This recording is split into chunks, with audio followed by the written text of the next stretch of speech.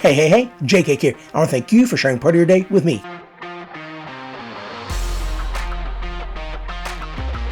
Ladies and gentlemen, week 2 is over and we are heading to week 3. Well, in some cases, we're done with week 1. Now we're heading to week 2 because it was super long. And then in some, we're heading to week 3 because now we're done with 2 weeks. But then we have the Roto League that goes year long. So we're just going to explain it once we get to the teams. But I'm excited because this was a really good week for me.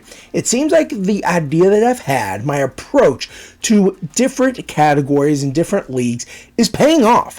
I feel like I've done well with the panic drops and also the savvy pickups I've had throughout the week, and obviously a great base through my draft. So let's go ahead and get to the Russell My Jim Jams team. Out of the 16 categories, I won 9, I lost 4, and we tied in 3, and I was so close to winning a 10th, but Eric Miller. What I'm talking about is whip. Throughout the course of the week, I had a 1.259 whip. Oh, not sexy, but not terrible. However, I lost because my opponent had a 1.246 whip. And you might think, how did Eric Miller mess that up for you? While he did get me a hold and won me that category, he also gave up 2 hits in his inning pitched. And that meant my whip soared past what my opponent had. That ruined it for me. But it's all good. I forgive him because we had some great performances, especially from Mr. Logan O'Hoppy. 4 home runs, 4 extra base hits, and 8 RBIs. Mr. CJ Abrams had 2 home runs for me. He had 4 RBIs and 2 extra base hits. Then we had a ton of home runs from a few different guys. Nick Castellanos, Jose Altuve, and Brandon Nimmo all had 2 home runs each for me. And then Castellanos, along with Helio Ramos, had at least 5 RBIs, while Luke Jackson picked up 2 saves for me. Chris Martin picked up 3 holds for me. And then Mr. Jason Adam got me my lone win for the week. So, obviously, this league is strictly going for ERA, whip, holds, and saves. Not worrying about strikeouts, not worrying about wins. I'm trying to make sure I hit the minimum innings pitched, I believe is 9 in this league, but hitting that while keeping everything else low. Now, obviously, we're going to have some clunkers. We do have a few starting pitchers, but we didn't start many of them. I think we started Flaherty. We started Glasnow for his first start, definitely not his second start. So we did a pretty good job at picking and choosing who we wanted to give us our wins for this week. Now for the guys who did not do well. Overall, just some very slow, poor performances to start the year. Hunter Goodman supposed to be a great pickup this week in his home Coors Field. Didn't do much of anything for me. Jorge Soler was the guy that I was really honing in on.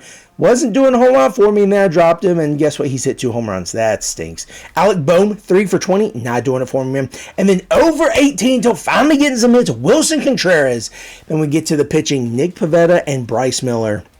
He just did not have it, unfortunately, but they will look to rebound in the coming weeks, and obviously the rest of the year. I'm looking forward to it because, let's be real, no one is going to be super upset with Bryce Miller's performance these last 2 games, 3 games maybe, after a great, I think, 2.83 ERA and sub-1 whip last year. He has a little bit of a leash, right? Yeah, I'll give him some leash. When it comes to adds and drops, we did pick up a few guys just to put him on the IL, and those guys did include Mr. Matt Brash and Josh Lowe. These guys are absolutely going to be playmakers when they get back. Matt Brash is going to be pitching behind a phenomenal rotation in Seattle. And then Josh Lowe, if he can get back to probably 2022... maybe 2021 status. Incorrect. He was hitting like almost 300. He had like 30 stolen bases, like double-digit home runs, like close to 20 home runs.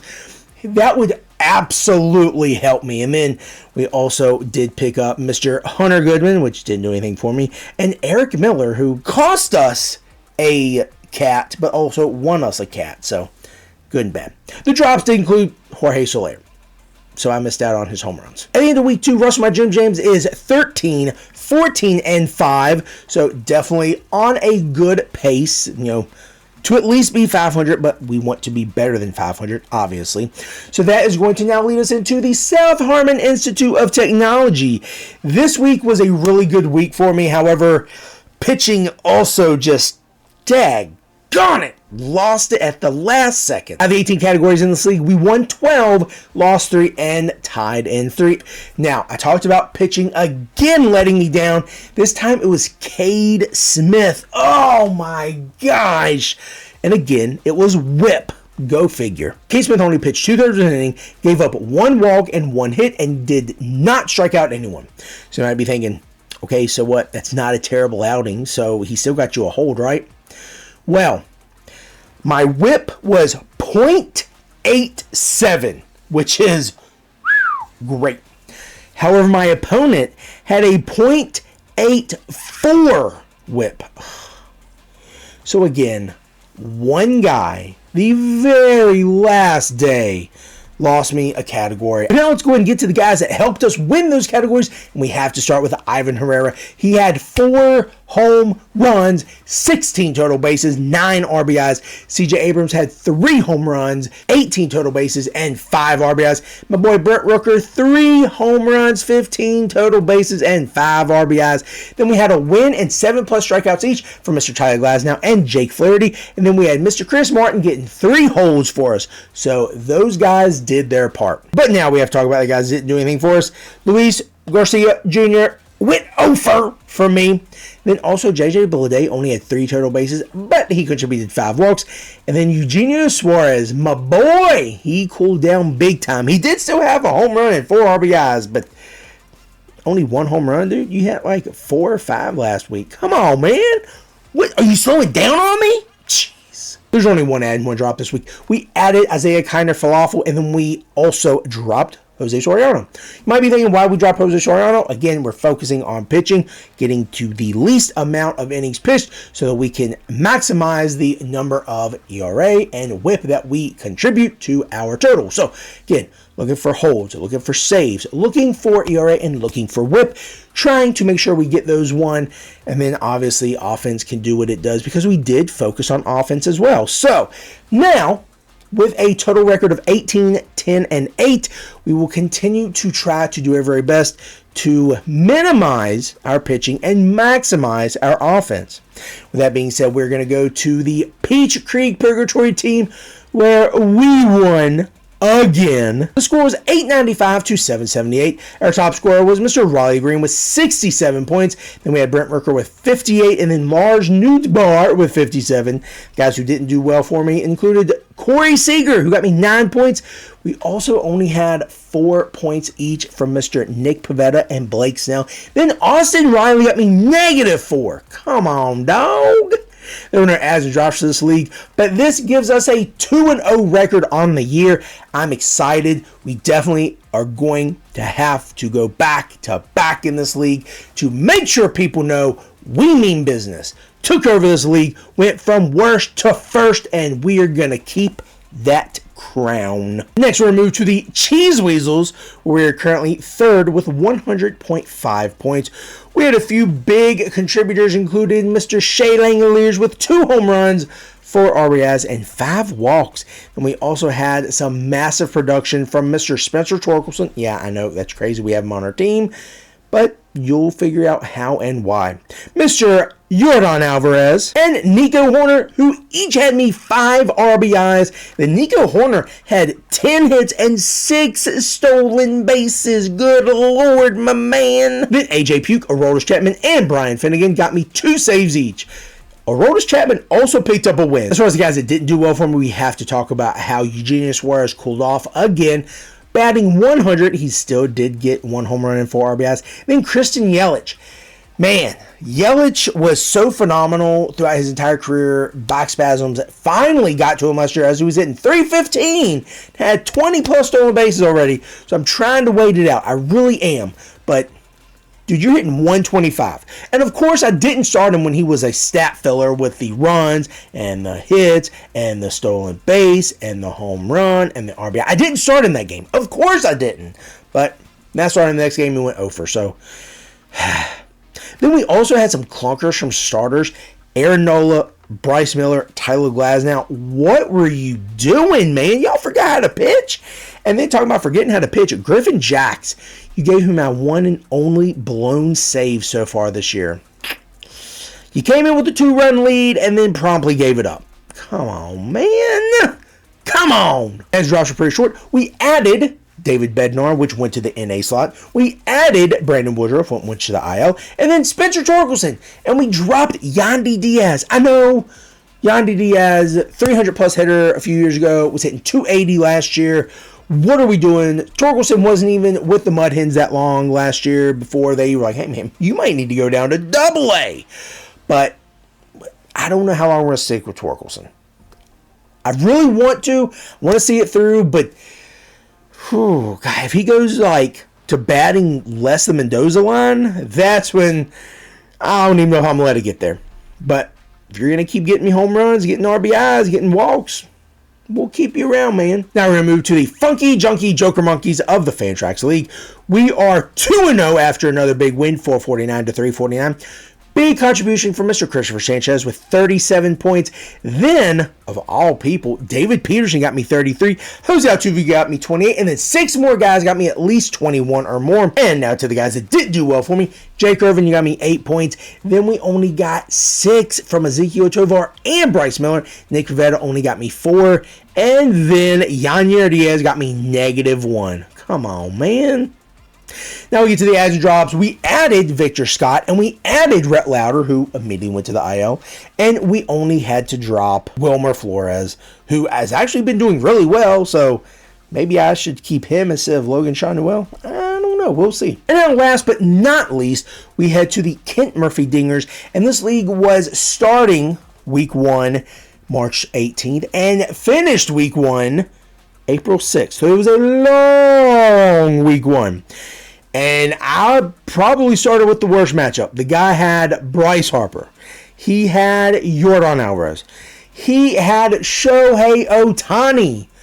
How in the world was I going to win?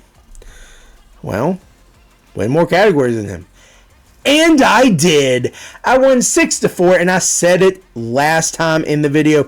If I win in any offensive categories, that's pathetic. Well, I won in offensive categories, so that's pathetic.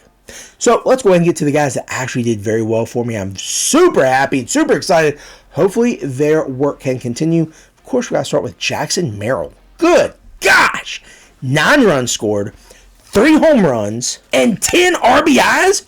Woo! And a stolen base just for good measure. Jose Altuve, Riley Green, and Adolis Garcia all had at least 2 home runs and at least 4 RBIs, while the pitching got going with Zach Gallen, Carlos Rodon, Hunter Brown, and Brian Woo! All having at least 11 plus strikeouts.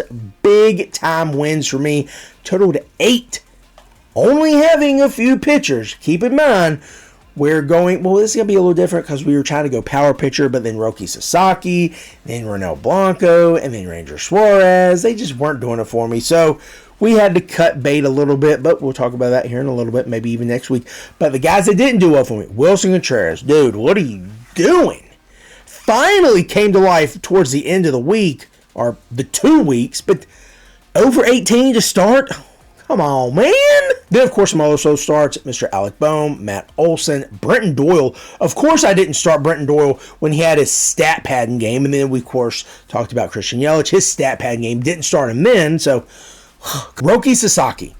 Now, I know it's different over here in the States, but you still got to throw the ball 4 strikes. You can't be walking 5 guys. So, I'm not saying there's any pressure to you, but if we don't start seeing some KBO ball numbers, 23-year-old might be off my team. Now moving to the adds and drops, we had to have 6 lastas for the entire week 1, and that was absolutely terrible because I wasted 2 of them on Ronel Blanco and Ranger Suarez, but then slowed down a little bit, made sure we were making right moves, and picked up Tyler Holton, who I thought was going to get me maybe a save or 2, but then also get me some holds. Even though it's not a holds league, I thought he was going to pitch more. We also picked up Victor Scott, who I thought was going to get me some stolen bases. Like, as soon as I picked him up, he's like, I don't want to run, man. Actually, I have 4 through the first, few games, but I'm not going to run anymore. Of course. But then we also picked up Tyler O'Neill. I am super pumped about Tyler O'Neill. And then we picked up Nolan Shanuel. And we picked him up because we had a postponed game for Mr. Matt Olson. So I wanted and needed someone at first because Boehm was already playing third and I don't have anyone else to play third. So Shanuel was strictly just a 1-game thing. He's out of there.